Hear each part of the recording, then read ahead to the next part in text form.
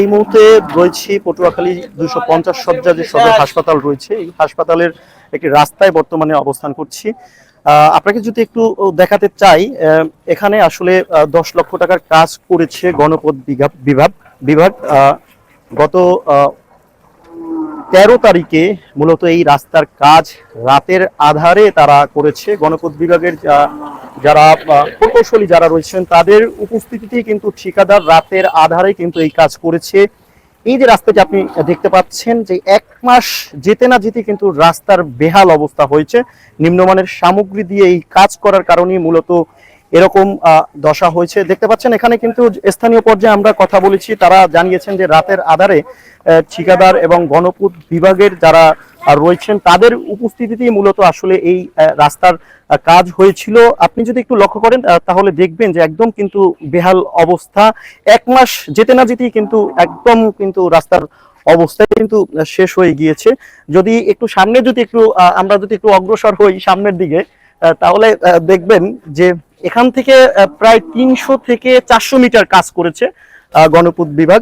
তো প্রত্যেকটা জায়গাতে কিন্তু খানাখন্দে পরিপূর্ণ হয়ে গিয়েছে। দেখতে পাচ্ছেন আমরা এখানে গণপথ বিভাগের সাথে কথা বলার চেষ্টা করেছিলাম, যারা এখানে উপস্থিত হয়েছিলেন, যাদের উপস্থিতিতে আসলে মূলত এখানে কাজ হয়েছে তাদের সাথে যোগাযোগ করার চেষ্টা করেছি। তারা কিন্তু কৌশলে তারা কিন্তু বক্তব্য দেয়নি বা তাদের কাছ থেকে তেমন কোনো এই ব্যাপারে তেমন কোনো তথ্য কিন্তু পাইনি। কিন্তু মূলত গত 13 তারিখে মূলত এই রাস্তার কাজ রাত 11:30 নাগাদ কিন্তু শুরু করেছিলেন এই রাস্তার কাজ। এর পরে কিন্তু আজকে প্রায় 1 মাসের মতো হয়ে গিয়েছে। এই 1 মাসের মধ্যে কিন্তু রাস্তার বেহাল দশা হয়েছে।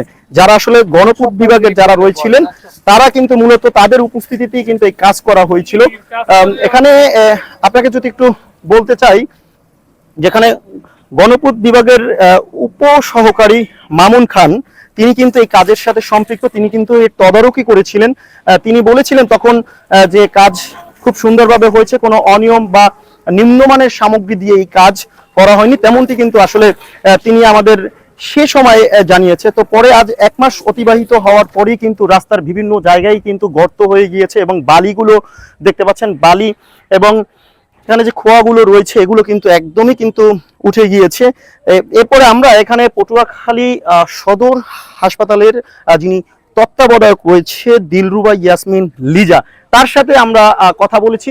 তিনি আমাদের জানিয়েছেন যে এই কাজটি মূলত যখন তাদের বাসায় ফেরার সময় হয়, রাতে যখন বাসায় ফেরার সময় হয় তখন কিন্তু আসলে মূলত এই কাজটা করেছে। এই কাজের সম্পর্কে প্রথম থেকে তার কোনো ভূমিকাই ছিল না বা কাজ সম্পর্কে তিনি জানতেও না, কিন্তু পরবর্তীতে গণমাধ্যম কর্মীদের উপস্থিতিতে আসলে তিনি এই কথাটি জানতে পারে যে এই রাস্তার কাজ হয়েছে তেমনটি।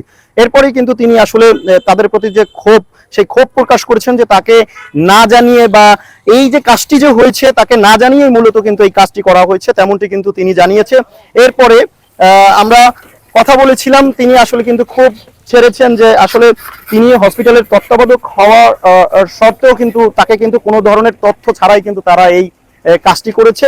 তো আজকে আমরা দেখতে পাচ্ছি যে এই মুহূর্তে আসলে আপনি জানেন যে এখানে একটি মেডিকেল কলেজ রয়েছে। এই মেডিকেল কলেজের শিক্ষার্থীরা কিন্তু প্রতিনিয়ত এখান থেকে যাতায়াত করে, আসা যাওয়া করে, তাদের কিন্তু একদম কিন্তু চরম ভোগান্তির মধ্যে পড়ছে। এরপরে এখান থেকে কিন্তু রোগীরা কিন্তু আসা যাওয়া করে, তারাও কিন্তু চরম ভোগান্তির মধ্যে পড়েছে। তো স্থানীয় পর্যায়ে এবং এখানে যারা শিক্ষার্থী যারা রয়েছেন তারা বলছেন অচিরেই কর্তৃপক্ষ এই সমস্যার সমাধান করে চলাচলে এবং রোগীদের সেবায় আসলে নিয়োজিত থাকবে কর্তৃপক্ষ, তেমনটি আমাদের জানিয়েছে স্থানীয়রা। তো এই ছিল আমার কাছে পটুয়াখালী সদর হসপিটাল থেকে যে রাস্তার যে ভোগান্তি, সেই ভোগান্তি নিয়ে সর্বশেষ তথ্য।